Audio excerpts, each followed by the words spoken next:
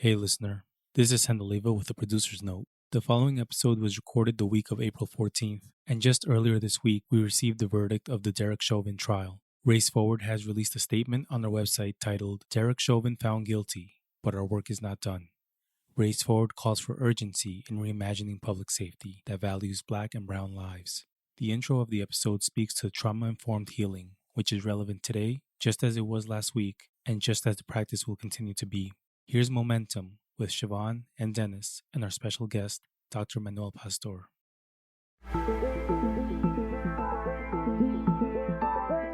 I'm Heba Elias. And I'm Siobhan Drew. And welcome to Momentum, a Race Forward podcast, where we explore how racial justice work is showing up everywhere around us.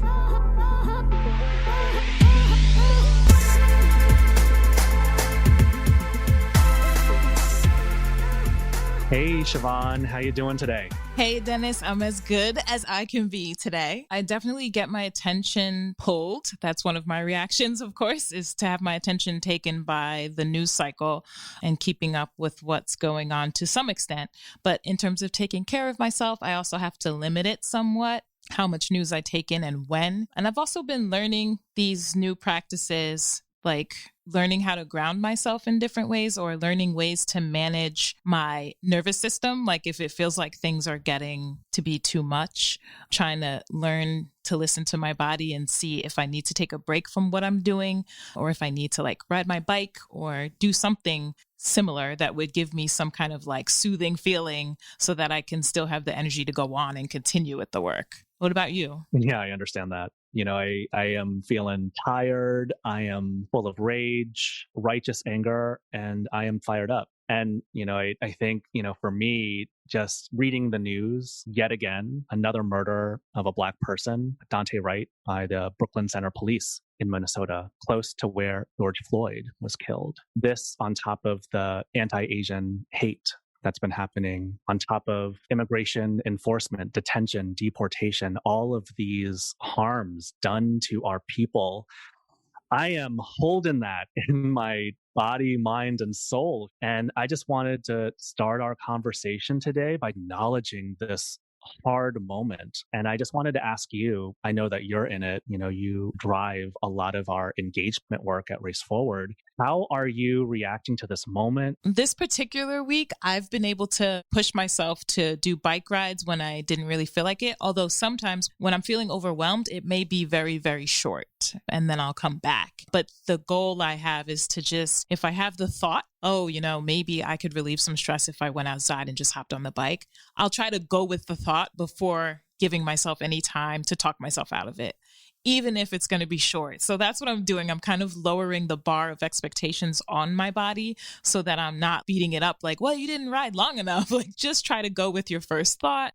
And I feel like it's been helping me. It doesn't spare me the pain of seeing what's going on and the pain of feeling like so much of the country is in need of like radical changes. But what it does do is allow me to manage the moment to moment feeling so that I can get through my day, so that I can continue to make a living. I also take some time off where I can, like literally just to be rather than to do. A parallel might be that I've spent time reaching out to people directly in my circle who I know need things, need support, need time, need resources. And I guess that's part of what my experience of being Black in this country has always been, is that, sometimes I can be at work and I'll, in the past, have heard people talk about their lifestyle or their resources that they can draw upon, things that maybe don't exist for me and my family structure. Mutual aid and mutual care for me is a fact of life for a lot of Black people that I know. So it's kind of, I've been doing that, but I guess I don't discuss it as much. But I've been doing that my whole life and then just ratcheted it up when the pandemic started. And of course, the extrajudicial killings of Black people increases the need again. You said it, there's only so much self-care that we can do. The real change that we need is radical transformation of this country, which is causing these cycles of harm and trauma, forcing us to take an individual response to taking care of our bodies and our minds. For me, it's like at Race Forward, we're pushing through policy change, institutional change, narrative change, and those can be like big things. And that gets to the radical transformation, the radical change you talked about, Chevon. And at the same time, I also just need to be with other people in my community and in my neighborhood. That's community care. And For sure. So there's an article I want to mention and ask the audience and you, Dennis, to check it out. It's from galdem.com. It's GAL-DEM.com. And so what caught my attention when I saw this being shared on social media was this quote: "Trauma decontextualized in a people can look like culture." And I feel like I was talking about this with friends. And that quote comes from an author named Resmaa Menakem. And it's a quote about how racism affects the body. And Resmaa is the author of the New York Times bestseller, My Grandmother's Hands. And it talks about the impact that trauma has on the bodies of Black people. And so in terms of Resmaa's work and like healing work and so on, I just want to point people to that. So I'll make sure to give the link to our producer for the show notes, because it's a really interesting story to think about what trauma looks like when you decontextualize it, which is what I think happens often under white supremacy in the US, including like in the media when things are being reported on.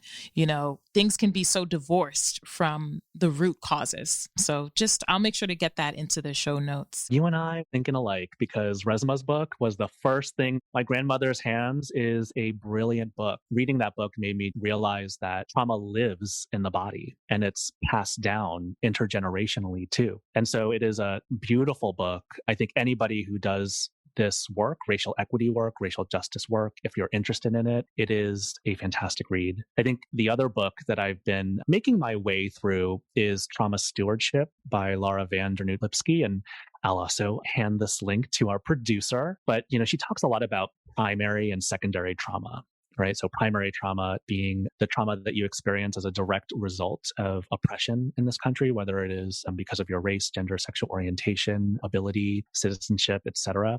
And then secondary trauma are folks that may not be directly harmed by these systems, but are working with people who are directly harmed with these systems. And that is secondary trauma. And then how do we manage it?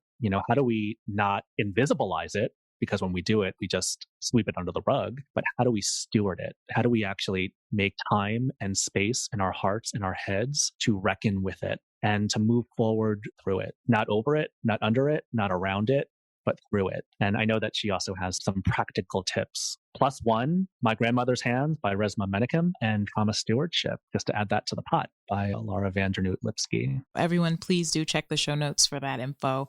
And Dennis, thank you for opening up this convo. Appreciate you. Dr. Manuel Pastor is a distinguished professor of sociology and American studies and ethnicity at the University of Southern California. Pastor holds an economics PhD from the University of Massachusetts Amherst and is the inaugural holder of the Terpanjian Chair in Civil Society and Social Change at USC. Pastor received the Liberty Hill Foundation's Wally Marks Changemaker of the Year Award for Social Justice Research Partnerships in 2012.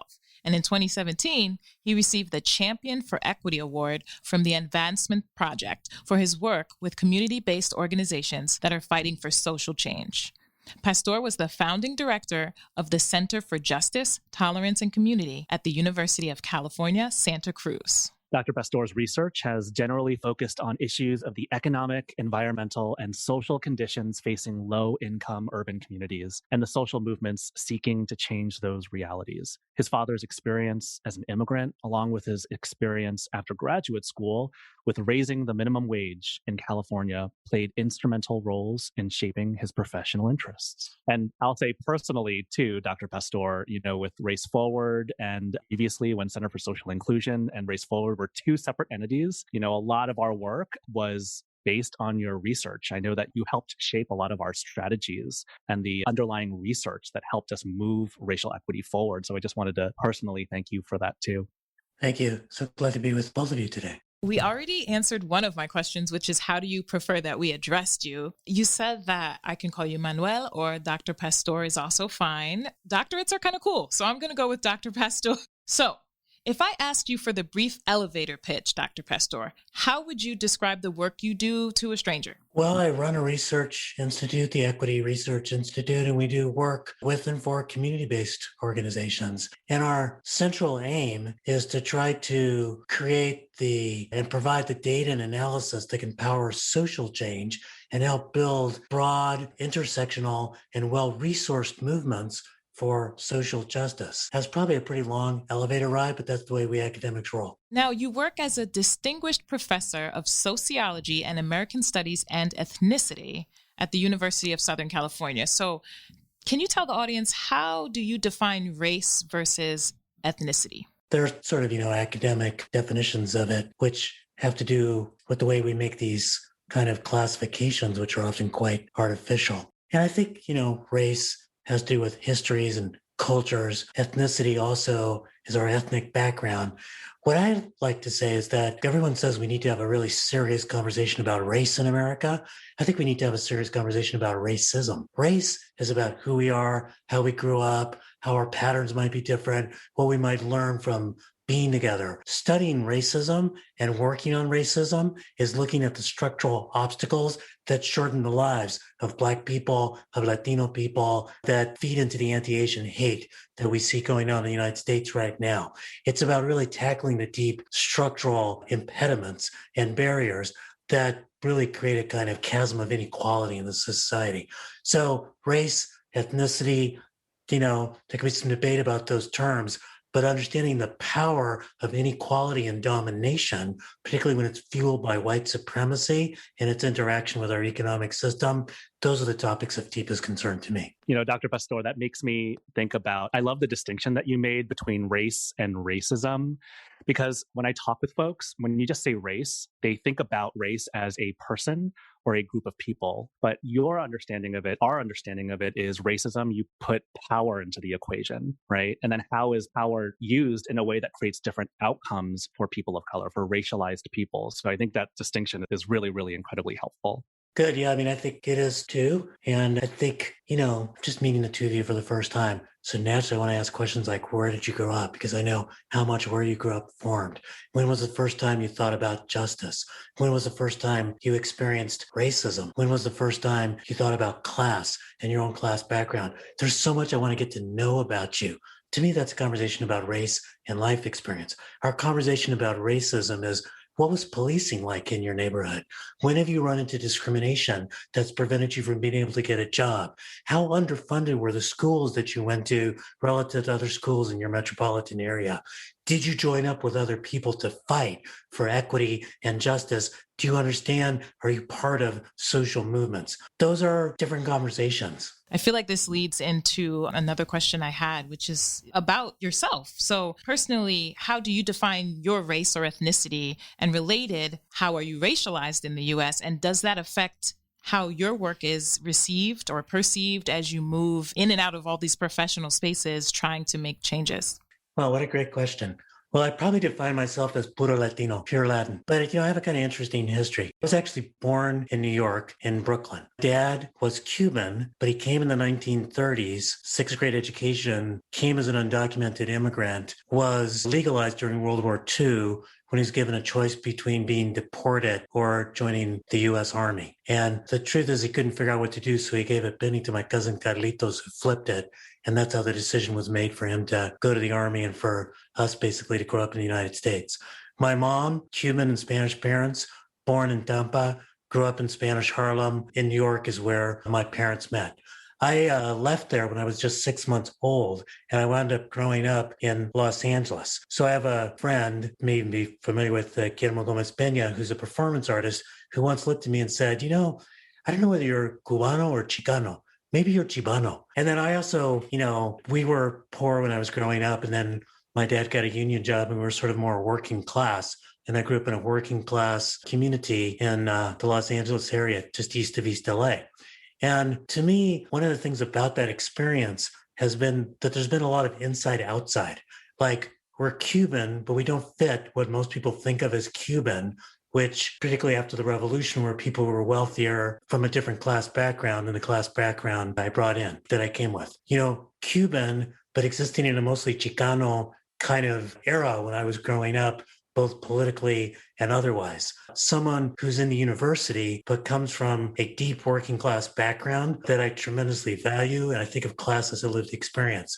I think all of our stories are complex. But I think the fact that, you could say, I don't really fit anywhere, so I should be having a personality crisis, or that is that when you exist at the intersections, you start to learn how to work with and weave connections between people. So, lots of my earliest political commitments as, I came into my 20s and 30s were about building ties between African Americans, Asian Americans, and Latinos, just as these three ethnic groups were becoming the new majority in the city of Los Angeles. And we sort of realized when we were doing that what was really important is that when you think of yourself as a minority, you react. When you think of yourself as a majority, you propose. So one thing you'll notice, and I know you all do this too, I never use the term minority. I feel it's disempowering. I do talk about people of color, talk about people of color alliances. This has been a kind of key part of my life. But again, sort of existing at the intersections, I think it can be a strain, but it can provide you with great insight about how to build coalitions. And then also how to try to do activism within the academy, how to try to build bridges between university and community, which is really what my professional life is about. I just want to home in on one piece. You talked about being in LA when this demographic change was happening. And in fact, the whole state was going through rapid demographic change, one of the first in this country. And so, from what I know of your work and what I know what happened in California at that time, I'm thinking about like the 90s. So we saw stuff like Prop 187, preventing undocumented immigrants from accessing government services, education, healthcare. I think about the anti-affirmative action ballot measures. There was all this politics of fear and division and resentment, all of this race baiting. And, in a lot of ways, California was the harbinger of what we've been going through as a nation right now. We saw that definitely in the past 4 years, but it has been playing out in our politics for even longer than that. I think about Tucker Carlson, lifting up white replacement theory on Fox News the other day. And so this is like, these politics of fear is ramping up to such an extreme level. And so, given your work in California, what lessons can we learn from the fights that California went through in battling that race baiting, battling that dog whistle racism? What do we got to learn? Well, I wrote a book about that conveniently came out in 2018. It's called State of Resistance, What California's Dizzying Descent and Remarkable Resurgence Means for America's Future. So you're really right on. The demographic change in California between 1980 and 2000, going from about being 2/3 non-Hispanic white to becoming majority people of color, turned in about 1998. That's exactly the demographic change that the United States is going through between the year 2000 and 2050. In many ways, California is America just sooner. And if you think about the 1990s, what was happening in California in the 1990s was rapid demographic change, particularly because through the 70s and 80s, California took in 50% of the immigrants coming into the nation settled in California. They and their children, along with the Black community, transforming the demography of California. So this caused a tremendous amount of demographic anxiety on the part of the older white electorate. At the same time, in the early 1990s, there was tremendous economic dislocation in California because people forget that the recession of the early 1990s was caused by the cutback in defense spending with the end of the Cold War. And that basically knocked the legs out from our aerospace industry, chip industry, and basically manufacturing. And people often forget as well that Rush Limbaugh began his talk radio career in Sacramento in the late 1980s.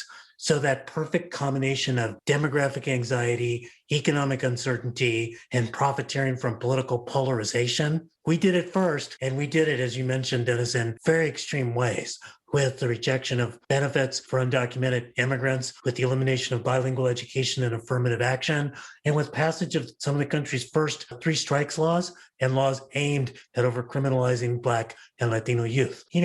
25 years later, this is a quite progressive state. It's a state that moved first with New York on raising the minimum wage, has been a tremendous leader on issues of climate, has done a whole lot to guarantee immigrant rights, including codifying non-cooperation with Immigration and Customs Enforcement in a piece of legislation called the California Values Act. Imagine that California values are not cooperating with Immigration and Customs Enforcement. And the secret of that transition is not wise politicians or changed political structure. It's the tremendous social movement organizing that took place in the state during the 90s, the aughts, and the teens, as people said, we can no longer afford to lose.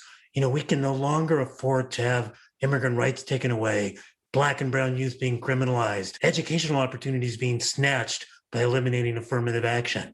We need to organize to win, and that means getting people to vote, but also getting people to show up for demonstrations, getting people to show up for council meetings, getting people to be civically engaged, and getting a new majority to act like a new majority. There's a narrative that I'm hearing in news right now. So, as these wins have accumulated in California due to social movements, this new majority organizing, as you said, what I've been reading too is, and particularly from right-leaning newspapers, is this people moving away from California and this narrative of, it's these quote unquote liberal policies that are driving people from California to go to places like Texas, to go to New Mexico, to Nevada. And part of me is like, that's not the real story. Like, what's the real story here? Because I see that pernicious narrative being cycled. Fifth largest economy in the world.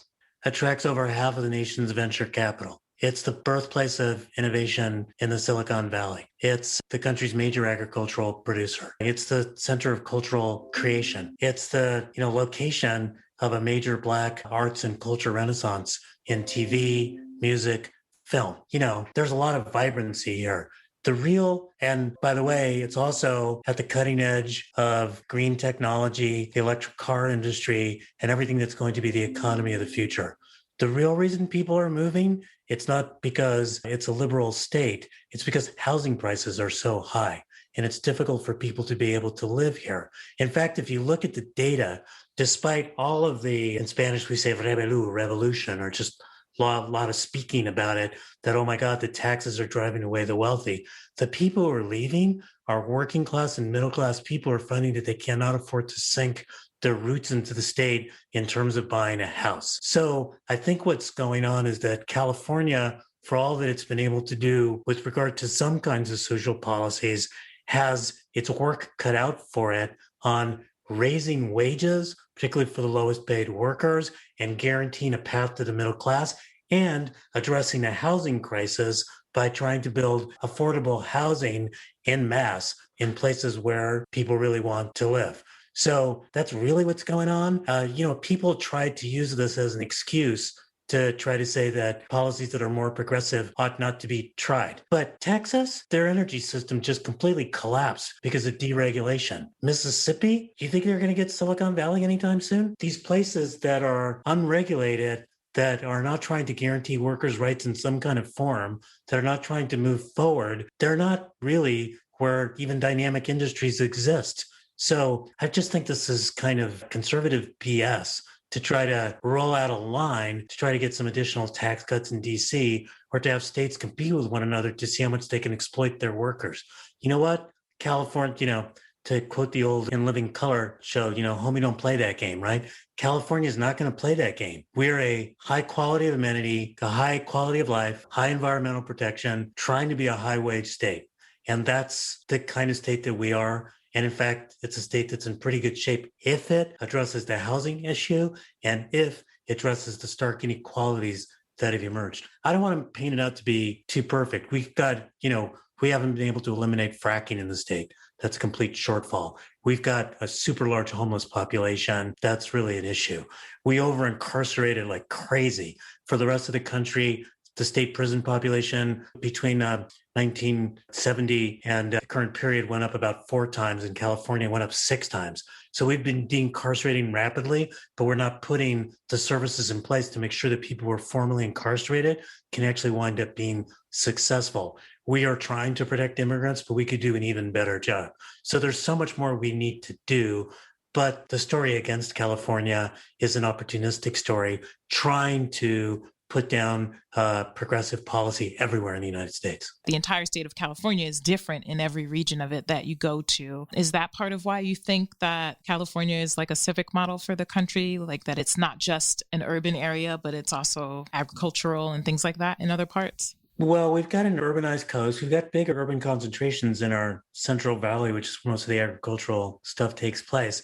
But we do have a big agricultural and rural sector. And we've got a real rural sector in Northern California that resembles sort of parts of West Virginia, largely white, very conservative, Trump-leaning counties, for example. I just think that California went from tearing itself apart over issues of diversity to understanding that we needed to come together and accept the demographic change that was going on, and then also to begin to really lift up issues of equity, racial equity and economic equity. I'll just give you kind of a recent example. We're in this era of COVID, and of course, one of the things that emerged quite quickly was this vaccine rollout, which basically at the beginning, if you were of a certain age and a certain occupation, everyone had an equal shot at a shot, provided that they had a computer, high-speed internet, the technological sophistication to put an automatic refresher on their browser, the kind of job where they could take 3 hours off in the middle of the day to go chase down a shot, and then a private vehicle so they could get there and wait, because most of these things were in mega sites with no public transit. Perfectly equal, completely inequitable, right? That really became clear, and I think this is so crucial for this audience, is to understand that equality is not equity. Equity is trying to figure out what barriers, structural barriers of racism, poverty, et cetera, stand in people's way of being able to realize their highest hopes, which in this case is getting a vaccine, and beginning to say, what do we need to do to address this? As the data began to emerge, California got concerned. And as it got concerned, launched community clinics, mobile clinics, and then a rule that said that 40% of the vaccines had to go into the 25% of the communities that had been the hardest hit by COVID. And that if you met that target, that is, if you met equity targets, then you could open your county up faster to business. So that's beginning to have the whole state prioritize equity to try to put it into policy. I just feel like this is where the United States needs to head, that the kind of fight that's going on around demography of the country is changing, and it's inevitable. And interestingly, in this country, for example, the people who are the most freaked out about immigrants don't have any immigrants living near them. There's no Mexicans rushing to West Virginia saying, I would love to be a coal miner because I know that's where the future is. So you've got this kind of xenophobic reaction that's going on in the rest of the country. I think that California's got some lessons about how to do it, how to get through that. And it's got one other really important lesson in this particular moment. In California, starting 10 or 15 years ago, we realized that we needed to do a different kind of voter engagement. It's called integrated voter engagement, and it's where community organizing meets get out the vote. Usually what get out the vote means is you helicopter people in at the last minute, you call the people who usually vote, and you make sure they get to the polls. Integrated voter engagement says we need to do community organizing between elections to build relationships with people so when the elections happen, we can get new and occasional voters out there that actually change the political context of the state. It's what we did in California, and doesn't it sound like that's what the New Georgia Project did in Georgia, in which they changed the electorate so much that the two senators they elected were not Jim Manchin and Doug Jones, right? Conservative, moderate Democrats. They elected two of the most liberal senators in the Senate because they changed the electorate. Or Arizona, which went blue in this last election, largely through the organizing not of the Democratic Party, but of grassroots groups, many associated with the immigrant communities that had been laboring for immigrant rights and realized they needed to connect that with elections. So I think that's another really important set of things that can be very useful, and we're seeing them getting deployed in many places in the country. Dr. Pastor, can you talk about some of the lessons for anti-racist activists, organizers, and other practitioners? Like, what do we need to be focusing on in building a movement for racial equity and justice in this very moment? Well, the things that are on my mind right now are the following. First, I think, is to make very, very clear why centering the struggle against anti-Black racism is actually beneficial for other communities of color as well. that the terrain on which immigrants, for example, have been othered and marginalized is a terrain in the United States that's been set by both the genocide of Native Americans and then the enslavement, Jim Crow, and constant repression and oppression of African Americans. And so the kind of contours of racism that have allowed immigrants to, be othered and marginalized is an incredibly important thing to keep in mind. And I think also what's really crucial, second big lesson for me, I always talk about talking as though the other is in the room, even if the other is not. So for example, if you're working with a bunch of immigrants and you hear someone say something that's anti-Black, do you challenge people on that, even if there's no Black person in the room? Or if you're in the Black community and you hear someone say something anti-Asian or anti-immigrant Latino, do you lift up and say, well, wait a minute, here's what I want to call you to try to understand about that? So I think solidarity is not just when we all show up, but when we're also in our groups, are we exhibiting sort of solidarity with one another? The third thing that I would lift up is I think that it's really important to get more intergenerational conversations going on. So I'm glad that I'm with the two of you today. You look a lot younger than me. And I think that's really important for us. In this book, State of Resistance that I mentioned, we only used 2 song quotes. One was from Gil Scott-Heron, Ain't No Such Thing as a Superman, because we're trying to point out that change doesn't happen with one person, but with a group. The people who are looking to Obama to change everything, that's kind of the wrong place to be looking. It's on us. But the second that we lifted up was a Bob Dylan quote of, I was so much older then, I'm younger than that now. And I think one of the reasons why that's important is because there's a generation of new activists who are pushing things that never got pushed before in very vibrant and sharp ways. And those of us who are a little bit older need to listen better, to provide whatever wisdom we have from our experience, but to listen a little bit better and figure out how we can learn. One example, which I think actually connects to how we started before we started the podcast. In the generation of organizers I grew up in, there wasn't a whole lot of healing. You were just supposed to work hard, organize, burn yourself out, and never pay attention to the emotional scars that racism, classism, othering, transphobia, xenophobia had caused to a person. You were just supposed to show up and work hard, and burnout was just part of the life. Young people aren't putting up with that any longer, and they want to make sure that healing practices are part of the organizing, even as the organizing is trying to heal the bigger society.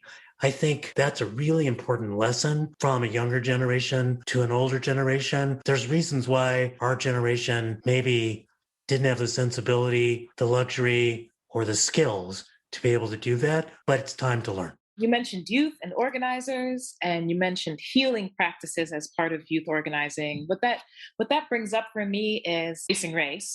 There's definitely healing spaces, and there are youth cohorts that come in and present, and we're actually working on a youth-oriented conference coming up as well. And I want to ask you, what do you enjoy about being a public speaker? Because you have actually spoken at Facing Race before, and you speak all over the country. So can you tell us, what is it about public speaking? What do you get from it? Talk to us. It's probably the honest answer you might ever hear in 2 ways. So first, to me, the best public speaker is listening. So even if you're speaking, you're watching that audience, you're listening, you're trying to see what connects with them. And when I give my best public talks is when I disappear. You normally think of public speaker as being kind of a show off in front of the room, aware of all the theatrics. And certainly those become skills that are sort of part of who you are. But you're at your best when you disappear and you're connecting with that audience. I think that's true of a musician as well. And then the second thing that, again, sounds perhaps a little bit odd, but I think it makes sense. I think of public speaking that it's a little bit like being a comedian. By the way, it's good to be funny when you're a public speaker, but the other part of being a comedian is you keep trying things out till you see what sticks, what moves an audience.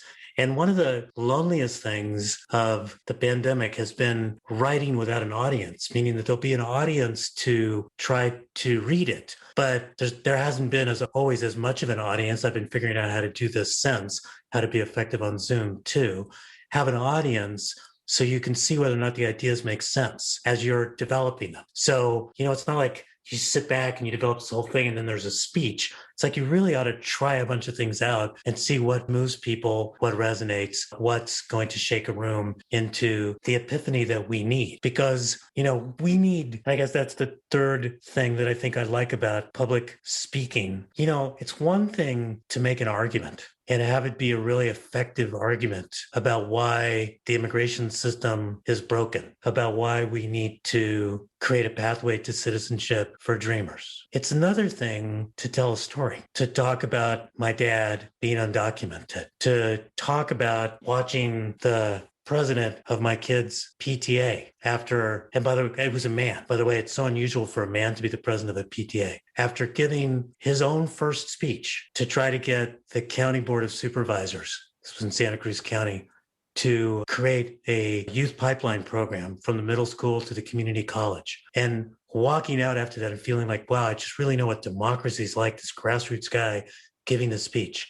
And that night, he was picked up by ICE and he and his wife were deported, stranding their 3 children in the United States. That story grabs you more than me talking about everything that's wrong with the policy. And what I think public speaking allows you to do is to provide a soulful entry point into the politics and to connect with people at the heart level as well as the head. And that's the kind of fun and brilliance and emotional satisfaction of public speaking. So we're coming at our time. And so Dr. Pastor, tell us where we can find you, where people can find your book, where to follow you on social media. If you could share that, that would be great.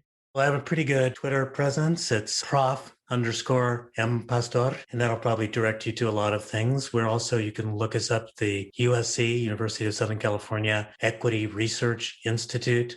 Our slogan is Data and Analysis to Power Social Change. You'll find a lot of really cool research there. We did a report called No Going Back about why there really shouldn't be a recovery from COVID, because who wants to go back to what we had before? Because that's the reason we all got sick in the first place. Racial inequality, immigrants being unprotected, precarious employment, et cetera, and a bunch of other really cool stuff. Thanks for having me, and I'll be following you all too. That was fantastic, Dennis. I love that interview. I feel like our energy is up. Maybe it's even stuck. I hope so.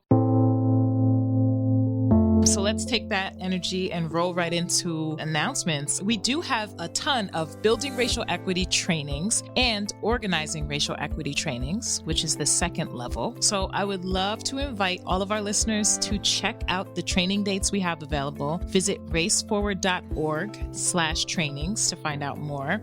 Because truly, as heavy as we started out this episode, when you stop to think about it, there are people who are working day in and day out to move us all toward a more racially just society, right? And we want you to be one of them. So please do check it out. Join us for a building racial equity training or the second level training if you've already joined us before. Tell people in your institution about it and invite them too.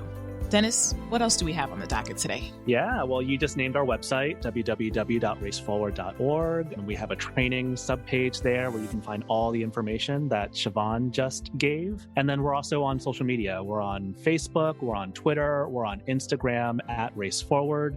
Come check us out. We'd love to be in community with you. And Chevon, where can they find these podcasts? You can find our podcast at raceforward.org/media. We are also available on multiple platforms, including Apple Podcasts, Spotify, and Pandora. So please rate and subscribe. We really appreciate you. And thank you for listening.